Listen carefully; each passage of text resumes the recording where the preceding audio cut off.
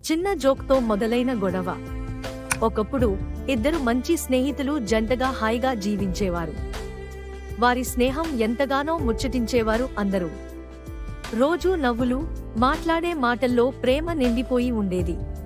ఒకరోజు సరదాగా ప్రారంభమైన జోకులు గుబులు పెంచాయి. తొలుత హాయిగా నవ్వుతూ సరదాగా అనిపించిన మాటలు కాలక్రమంగా నొప్పిని కలిగించాయి.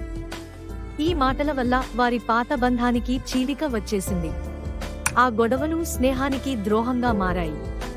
తాము కనుసైగలతో అర్థం చేసుకునే పరిపూర్ణమైన స్నేహం క్షణాల్లో రగడమయమైంది. జోకులు మాత్రమే కాకుండా ఆగ్రహం, అహంకారంతో మరింత లోతైన విభేదాలు చోటు చేసుకున్నాయి. ఒకరిని ఒకరు పూర్తిగా తప్పుగా అర్థం చేసుకున్నారు. చిన్న మాటలు కూడా స్నేహానికి ఎలాంటి నష్టం కలిగించగలవో ఈ కథ మనకు ఒక గొప్ప పాఠం చెబుతుంది.